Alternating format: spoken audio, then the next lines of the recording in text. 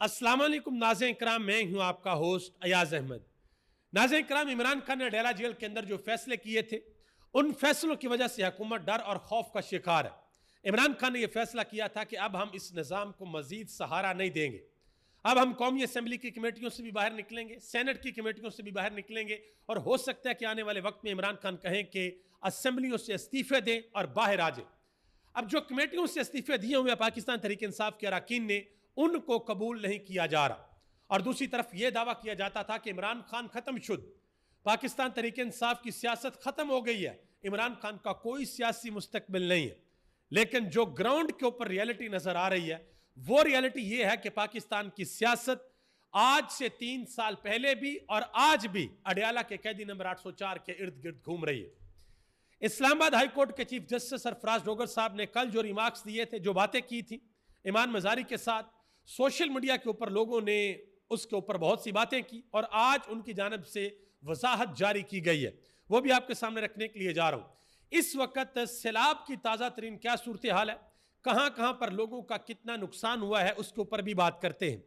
आगे बढ़ने से कबल गुजारिश करूंगा कि वीडियो को लाइक करके चैनल को सब्सक्राइब कर दें, ताकि इंफॉर्मेशन का सिलसिला आप लोगों तक पहुंचता रहे। नाज़रीन करम, सबसे पहले नंबर पे आपको ये बताता चलूं कि जो स्पीकर कौमी असम्बली है सरदार अयाज सादिक साहब, उन्होंने पाकिस्तान तहरीक इंसाफ और सुन्नी इत्तेहाद कौंसिल के जो अरकान हैं जिन्होंने कायमा कमेटियों से इस्तीफे दिए, उनके इस्तीफे मंजूर करने से इनकार कर दिया है।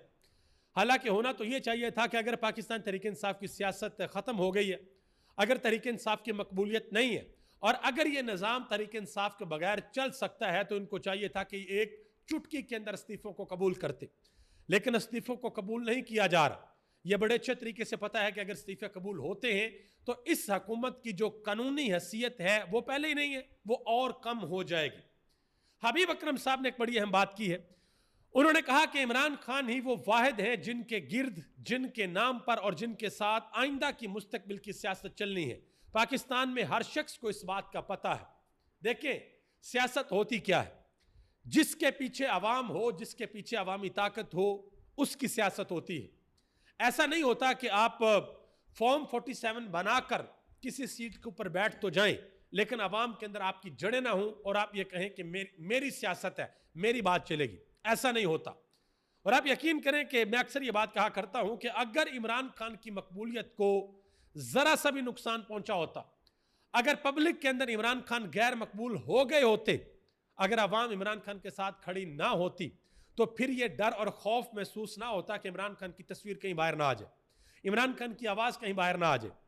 फिर हुकूमत बड़े आराम से इमरान खान को अदालतों के अंदर पेश करती। यह जो अडयाला के अंदर इमरान खान को कैद किया हुआ ना, कि इमरान खान की झलक भी कोई ना देख सके, यह इसी बात का डर और खौफ है कि पब्लिक ने जिस दिन इमरान खान की झलक देख ली, उस दिन यह सिस्टम, यह निजाम, यह हुकूमत कुछ भी बर्दाश्त नहीं कर पाएगा। मजीद हबीब अकरम ने कहा कि इमरान खान के ज़मीनी इंतखाबात के बायकॉट और कायमा कमेटियों से इस्तीफे देने से इस निज़ाम की बची खुशी कानूनी हैसियत भी खत्म हो जाएगी। उन्होंने कहा कि पीडीएम की मिसाल इस वक्त किरचियों से बने हुए उस घड़े जैसी है, जिसमें कभी एक तरफ से पानी निकल रहा है और कभी दूसरी तरफ से पानी निकल रहा है। ना ये पानी को संभाल के उसके अंदर रख सकते हैं और ना ये पानी को उसके अंदर से निकाल सकते हैं, यानी कि इनके पास किसी किस्म के कोई इख्तियारात नहीं। इसके अलावा मोहम्मद मालिक ने एक बड़ी अहम बात की। उन्होंने कहा कि राना सनाउल्लाह ने बाकायदा तौर पर एतराफ़ जुर्म किया कि हमने इमरान खान को गिराने के लिए बाजवा को, जनरल बाजवा को वोट दिया और उनको एक्सटेंशन दी। उन्होंने कहा कि यह बात वाज़ह तौर पर जाहिर करती है कि इमरान खान का मुकाबला करना नून लीग के बस की बात नहीं है और इन्हें इमरान खान को गिराने के लिए पूरी की पूरी रियासत चाहिए। इनको वो मदद चाहिए कि किसी ना किसी तरीके से इमरान खान को गिराया जाए। लेकिन पिछले 3 सालों से जो कुछ भी इमरान खान के साथ किया जा रहा है, हर चीज उल्टी पड़ रही है, हर चीज उल्टी पड़ रही है और हर गुजरते वक्त के साथ इमरान खान की मकबूलियत ऊपर हो रही है। ये एक हुकूमती वजीर है, वफाकी वजीर कैसर शेख साहब, उन्होंने कहा जी इमरान खान पाकिस्तान के अहम सियासतदान हैं, उनका पाकिस्तान की सियासत में बड़ा किरदार है, लेकिन उनको लचक दिखानी चाहिए। ऐसे जिदबाजियों से तो कुछ भी नहीं होता, बैठकर मामला हल करें। अब यह फर्क है इमरान खान में और बाकी सियासतदानों के अंदर। अब जिस बात को ये जिद कह रहे हैं ना, वो इमरान खान के असूल है। इमरान खान इस बात पे अड़ा हुआ है कि मैं कंप्रोमाइज नहीं करूंगा, मैं किसी किस्म की कोई डील नहीं करूंगा, मैं अपनी कौम को धोखा नहीं दूंगा, मैं ऐसा नहीं करूंगा कि मैं यहाँ से 10 साल का एग्रीमेंट करके बाहर चला जाऊं और 10 साल बाद आकर इलेक्शन लड़ूं और कौम से झूठ बोलूं। इमरान खान का वाज़ेह तौर पर ऐलान है कि भाई 50 रुपए के स्टाम्प पे इमरान खान मुल्क छोड़कर बीमारी का बहाना बना के बाहर नहीं जा सकता, और ये कह रहे हैं कि इमरान खान लचक दिखाएं, तो ये वाली लचक तो किसी भी सूरत इमरान खान नहीं दिखाएंगे। हफीजुल्लाह न्याज़ी ने एक बड़ी अहम बात की है। उन्होंने कहा कि एस्टेब्लिशमेंट ने तहरीक इंसाफ के बारे में जो भी स्कीमें बनाई, उन्होंने कहा कि एक भी कारगर साबित नहीं हुई। उन्होंने कहा कि अब भी जिस तदबीर में मसरूफ है, खदशा यह है कि वो भी उल्टी पड़ जाएगी और उसके भयानक नताइज निकलेंगे। उन्होंने मजीद एक बड़ी अहम बात की। उन्होंने कहा कि अगर अलीमा खान वजीर आजम भी बन जाएं तो क्या हर्ज होगा। उन्होंने कहा कि इमरान खान की जानशीनी अब उन्हें मुंतकिल हो चुकी है। अच्छा, मैं यहाँ पे एक बड़ी इंपॉर्टेंट चीज़ आपको बता दूं।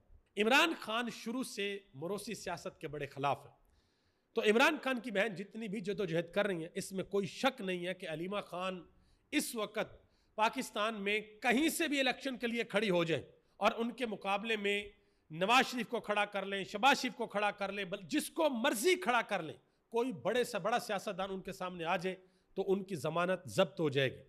जितनी इस वक्त अलीमा खान पाकिस्तान की आवाम में मकबूल है। वजह क्या है? वजह इमरान खान है, क्योंकि इमरान खान का पैगाम अडयाला जेल के बाहर आकर वो मनोअन पाकिस्तानी कौम के सामने रख देती हैं।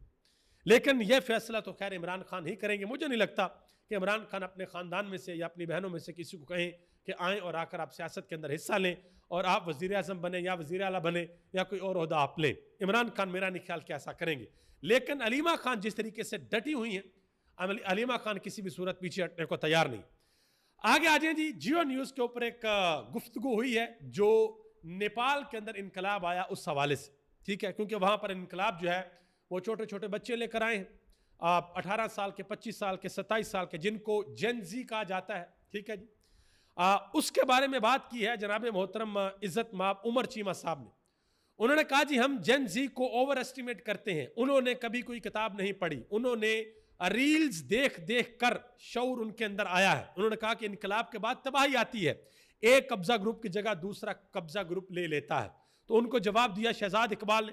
उन्होंने कहा जी इनकलाब फ्रांस के वक्त तो कोई सोशल मीडिया नहीं था और इनकलाब हमेशा गरीब अशराफिया के खिलाफ लाता है। मैं यहाँ पर आपको बात बताऊँ, देखिए ये जो लोग हैं ना, ये बड़ा अजीबो गरीब किस्म के बयानियाँ बनाते हैं, ये उमर चीमा टाइप लोग, ठीक है जी। कहते हैं जी इन लोगों ने रील्स देखी हैं, उससे इनको शऊर आया, इन्होंने कोई किताबें नहीं पढ़ी। इनके सामने आज सोशल मीडिया का दौर है, आज दुनिया आपके सामने ग्लोबल विलेज है। आज वो दौर नहीं है कि किसी ने अखबार के अंदर कॉलम लिख दिया तो पूरी आवाम के सामने सिर्फ वही कॉलम जाना है और आवाम को कुछ नजर नहीं आता। आप आज इधर कॉलम लिखें और कॉलम के अंदर 2 नंबरी लगाएं, अगले 24 घंटे में आवाम आपका तिया पाचा कर देती है और फिर आपको ऐसे माफी मांगनी पड़ती है ऊपर से लेकर नीचे तक। सोहेल वड़ाच की मिसाल आपके सामने कि कैसे उन्होंने फिर माफिया मांगी थी कि जी मैं फिजा अली से भी माफी मांगता हूं, मैं पीटीआई से भी माफी मांगता हूं, मैं DGI-SPR से भी माफी मांगता हूं, मैं इमरान खान से भी माफी मांगता हूं। फिर ये लोग ऐसी माफी मांगते हैं। और एक वक्त था कि जब ये बयानियां बनाते होते थे, अब बयानियां नहीं बनता, अब दौर है सोशल मीडिया का। और ये जो कहते हैं ना जी इनकलाब सोशल मीडिया की वजह से आता है, तो वो बात ठीक की है शहजाद इकबाल ने कि वो फ्रांस के अंदर कौन सा सोशल मीडिया था, ईरान के अंदर इनकलाब आया, वहां पर कौन सा सोशल मीडिया था, उधर तो कोई सोशल मीडिया नहीं था।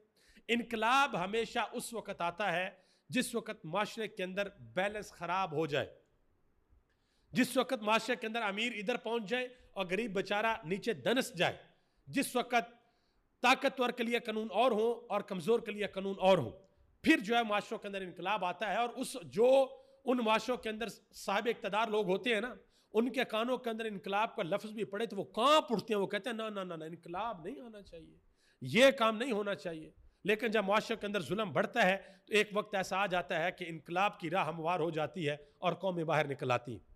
श्रीलंका की, बांग्लादेश की, इंडोनेशिया की, ये नेपाल की, और अब फ्रांस के अंदर भी मुजाहरे जारी हैं। ये सारी की सारी मिसालें हमारे सामने मौजूद हैं, ठीक है। अगर आप इलेक्शन की बात करें तो इलेक्शन के अंदर भी इनकलाब हमने 3 मुल्कों के अंदर देखा है, पाकिस्तान के अंदर देखा है, हिंदुस्तान के अंदर देखा है और अमेरिका के अंदर देखा है कि जब अवाम ने निकल कर सारे का सारा पांसा उलट दिया, पाकिस्तान में भी उल्टा, हिंदुस्तान में भी उल्टा और अमेरिका के अंदर भी उल्टा। आगे आ जाए जी। इस्लामाबाद हाई कोर्ट के जो चीफ जस्टिस हैं मोहतरम सरफराज डोगर साहब, कल उन्होंने बड़ी अजीबोगरीब किस्म की बातें की और लोगों ने कहा सोशल मीडिया के ऊपर कि ये शर्मनाक बातें हैं। एक चीफ जस्टिस को, हाई कोर्ट के चीफ जस्टिस को ये बातें जेब नहीं देती कि वो एक खातून वकील के सामने ये बातें करें, उनके हस्बैंड को ये कहें कि इनको समझा ले, मैंने पकड़ लिया ना, मतलब क्या इस बात का मतलब? यह बड़ी अजीबोगरीब किस्म की बात है। बहरहाल लोगों ने सोशल मीडिया के ऊपर बड़ी सख्त तनकीद की और तकरीबन 41 से जायद खवातीन हैं वुकला जिन्होंने ईमान मजारी से इज़हार यकजहती किया और डोगर साहब की मजम्मत की, बयान जारी किए। और जो बलोचिस्तान की बार कौंसिल है उन्होंने बाकायदा तौर पर इसकी मजम्मत जारी की, एक प्रेस रिलीज जारी की। अब जो है वो सरफराज डोगर साहब ये कह रहे हैं कि ईमान मजारी मेरी बेटियों की तरह हैं, मैं कल उनको समझा रहा था। उन्होंने कहा कि मेरी बात को सियाको सबाक से हट कर पेश किया गया। ये हमने हमेशा सुना है, जब भी कोई पकड़ा जाता है तो सबसे पहला बयान ये होता है कि जी मैंने जो कहा था उसका मकसद ये नहीं था, मेरी बात को सियाको सबाक से हटकर पेश किया गया, मेरी बात का गलत मतलब ले लिया गया। ये सारे के सारे बयान इस तरीके से दिए जाते हैं। तो अब दोबारा ईमान मजारी ने इसके ऊपर जवाब दिया है। उन्होंने कहा कि पहले तो चीफ जस्टिस साहब ने बदतमीजी की, मुझे मेरे काम की जगह पर हिरास किया और खुली अदालत में धमकी दी। उन्होंने कहा कि अपने किए हुए पर शर्म तो उनको नहीं आती और आज भी उसी तरह के रिमार्क्स पास कर रहे हैं। उन्होंने कहा कि ना तो मैं उनकी बेटी हूं और ना ही मैं कोई बच्ची हूं, मैं एक प्रोफेशनल वकील हूं। उन्होंने कहा कि टूट फूट करके अब कहते हैं कि मेरी बात सही नहीं कोर्ट की गई। उन्होंने कहा कि आज भी उसी तरह की बातें की जा रही। ये ईमान मजारी ने बात की है। इसके अलावा एक और बड़ी इंपॉर्टेंट बात, पिछले व्लॉग के अंदर मैंने आपको बताया था जस्टिस मंसूर अली शाह के हवाले से कि उनको रोक दिया गया, उनको एनओसी जारी नहीं किया गया कि आप पाकिस्तान से बाहर नहीं जा सकते। अमेरिका के अंदर एक यूनिवर्सिटी है, उस यूनिवर्सिटी के अंदर उनको बुलाया गया था और सुप्रीम कोर्ट के 24 जजेस में से मंसूर अली शाह को बुलाया गया। ये यकीनी तौर पर हमारी सुप्रीम कोर्ट के लिए बड़ी फख्र की बात होनी चाहिए थी कि पाकिस्तान की सुप्रीम कोर्ट में से एक जज को उस यूनिवर्सिटी के अंदर बुलाया गया कि तकरीब होनी और आपने वहां पर आकर बात करनी है, लेकिन उनको रोका गया। आप अंदाजा लगा लें।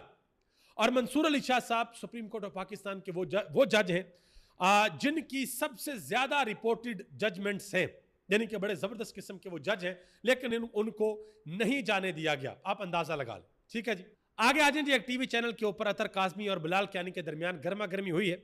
बिलाल कियानी ने अतर काज़मी के बारे में कहा कि आपको पाकिस्तान तरीके इंसाफ वाले टॉकिंग पॉइंट्स व्हाट्सएप के ऊपर लिख कर भेज देते हैं और आप यहां पर आकर बातें करते हैं। तो अतर काज़मी ने कहा कि आप अपना फॉर्म 45 दिखा दें, कि मुझे आप ये कह रहे हैं आप अपना फॉर्म 45 दिखा दें। तो बिलाल कियानी ने आगे से कहा कि मुझे टाउट के साथ ना बिठाया करें। तो अतर काज़मी ने जवाब दिया कि हारा हुआ बंदा हमें टाउट कह रहा है। उन्होंने कहा कि हारे हुए लोगों को वजीर बनाएंगे तो यही हाल होगा। मजीद उन्होंने कहा अतर काज़मी ने कि मुल्क में सैलाब है और वजीर आजम कतर चले गए। सैलाब अब सिंध जा रहा है और सदर साहब 10 दिन के लिए बिलावल के साथ चीन जा रहे हैं। उन्होंने कहा कि दुनिया के कौन से ममालिक में ऐसा होता है। इस पर आसमा शराजी ने कहा कि छुट्टियों पर तो नहीं गए होंगे, काम पर गए होंगे, क्योंकि ये जो दौरे हैं ये पहले से तय होते हैं। तो अतर काज़मी ने आगे से जवाब दिया कि यहां पर लोग मर रहे हैं, लोग डूब रहे हैं, इन लोगों को ख्याल करना चाहिए। आगे आ जाए जी। जो सैलाब से मुतासरीन हैं, जो लोग हैं, वो बेचारे इस वक्त बेहद परेशान हैं। लोगों के जानवरों का बहुत ज्यादा नुकसान हुआ है, लोगों की फसलें, लाखों एकड़ फसलें लोगों की तबाह हो गई हैं और लोगों की जानों का भी बहुत ज्यादा नुकसान हुआ है। एक भाई ने बात करते हुए कहा 92 न्यूज चैनल से, उन्होंने कहा कि 4 दिन से हम हकाम के पीछे भाग रहे हैं, कोई नहीं आया। उन्होंने कहा कि मेजर से, डीएसपी से, सबसे हमने बात की लेकिन किसी ने हमारी बात नहीं सुनी। उन्होंने कहा कि फिर फैमिली को निकालने के लिए मुश्किल से किराए की कश्ती का इंतजाम किया, लेकिन कश्ती दरख्त से टकरा कर उलट गई और सारे के सारे लोग इस दुनिया फानी से कूच कर गए, यानी कि मर गए। उन्होंने कहा कि अभी लाशें आ रही हैं और हम लाशों का इंतजार कर रहे हैं। आप अंदाजा लगाएं कि वो लोग जो सैलाब के अंदर फंसे हुए हैं वो इस वक्त किस करब और किस मुसीबत से गुजर रहे हैं, और जो लोगों के जानवर हैं उनका भी बहुत बड़े पैमाने के ऊपर नुकसान हुआ है। और अगर आप लोग कभी गांव गए हों या आपके कोई तलकात हों, आपके रिश्तेदार हों गांव के अंदर, तो आप कभी उनसे बात करें, वो आपको बताएंगे कि उनके जानवर उनके लिए कितने इंपॉर्टेंट होते हैं। उनका सारे का सारा सरमाया उनके जानवर होते हैं। वो अपने जानवरों को चारा डालते हैं, उनसे दूध हासिल करते हैं, लोगों को बेचते हैं और उनकी ज़िंदगी का गुजर बसर होता है। और लोगों के इस वक्त जो जानवर हैं वो बुरे तरीके से बेचारे मर रहे हैं और लोग हाथों पे हाथ धर के बैठे हैं क्योंकि उनका कोई पुरसाने हाल नहीं। एक और सैलाब से मुतासरा शख्स, उसने बात की, उन्होंने कहा कि मरियम नवाज ने हमें घरों के मुआवजे बताए, उन्होंने कहा कि लाशों के मुआवजे हमें नहीं बताए। उन्होंने कहा कि वो भी बता दें। उन्होंने कहा कि जो 20 दिन की बच्ची पानी में डूबकर जान से चली गई उसकी लाश का मुआवजा कितना है। उन्होंने कहा कि हम जो भी कर रहे हैं अपनी मदद आपके तहत कर रहे हैं। और दुनिया न्यूज़ के ऊपर यह खबर चली कि पंजाब के अंदर जो सैलाबी आफत है उन्होंने ज़रई मईशत की बुनियादें हिला दी हैं। 21 लाख एकड़ से जायद खड़ी फसलें तबाह हो गई। 21 लाख एकड़ जमीन के ऊपर जो फसलें खड़ी थी वो तबाह हो गई हैं। चावल की 9,71,000 एकड़, कपास की 1,11,000 एकड़ और गन्ने की 2.25 लाख एकड़ और सब्जियों की 1,15,000 एकड़ से जायद फसलें बर्बाद हुई हैं। और माहरीन के मुताबिक ये सिर्फ कुदरती आफत नहीं बल्कि हुकूमती नाहली और बर वक्त इकदामात की कमी ने तबाही को कई गुना बढ़ा दिया है। कई जगहों पर हमने सुना कि वडेरों की और बड़े बड़े लोगों की ज़मीनों को बचाने के लिए बस्तियों की बस्तियां उजाड़ दी गई, फसलों को उजाड़ दिया गया कि वडेरों की ज़मीनें किसी तरीके से बच जाए। आगे आ जाए जी, एक नोटिफिकेशन है जो सोशल मीडिया के ऊपर इस वक्त गर्दिश कर रहा है कि पाकिस्तान तहरीक इंसाफ की जो क़यादत है KPK की, उन्होंने एक करारदाद पास की है कि अली अमीन गंडापुर साहब जो है वो इमरान खान की लाइन के ऊपर नहीं चल रहे। उनको चाहिए कि इमरान खान की लाइन के ऊपर चलें, जो इमरान खान कहते हैं वो करें। मौलाना फजल रहमान ने एक बयान दिया, उन्होंने कहा जी फौज लड़कर कारनामा सर अंजाम देती है। उन्होंने कहा कि यही तो हमें मतलूब है। उन्होंने कहा कि हिंदुस्तान को फतह करते रहो, हाँ अपनी कौम को फतह करने के ख्वाब छोड़ दो, इलेक्शंस में धांधलियां करने और नतीजा बदलने से दूर रहो। ये बात की है मौलाना फजल रहमान ने। आगे आ जाए, एक और इंपॉर्टेंट बात आपके सामने रखता चलूं, ये गुजारिश है, आप सबसे गुजारिश है कि आपने खुद भी इस बात को अंडरस्टैंड करना है और लोगों तक भी ये बात पहुंचानी है। कल सोशल मीडिया के ऊपर एक वीडियो वायरल हुई चाहत फ़तेह अली खान की। उस वीडियो में देखा जा सकता है कि कुछ नौजवान आते हैं और उनके सर पर अंडा मारा जाता है और एक अंडा दूर दूर से उनके ऊपर फेंका जाता है। देखें, कुछ लोग ना अपनी ज़िंदगी के अंदर लोगों को हंसाते हैं और उनका शुमार भी इसी में होता है। ठीक है, आपको उनकी मौसीकी से इख्तलाफ हो सकता है, आप उनको नहीं पसंद करते, इट्स ओके फाइन। अब वो जिन लोगों ने उनको अंडे मारे हैं, यकीनन वो उनको जानते होंगे, यानी चाहत फ़तेह अली खान के नाम से वाकिफ़ होंगे। शायद उनको इनकी मौसीकी अच्छी ना लगती हो, लेकिन ये जुल्म है कि आप किसी के ऊपर इस तरीके से हाथ उठाएं, किसी को इस तरीके से निशाना बनाएं। ठीक है, ये बिल्कुल भी नहीं होना चाहिए। ये शख्स है जो लोगों को हंसाता है, लोगों के अंदर लोगों में खुशियां बखेरता है, तो इस तरीके से बिल्कुल भी नहीं होना चाहिए। आपको किसी भी किस्म का इख्तलाफ है, आप अपना इख्तलाफ बरकरार रखें, लेकिन किसी के ऊपर हाथ मत उठाएं, तशद्दुद किसी के ऊपर मत करें। अभी तक लेता ही, आप सबका बहुत बहुत शुक्रिया। पाकिस्तान जिंदाबाद, पाकिस्तान के करोड़ों अवाम पाइंदाबाद।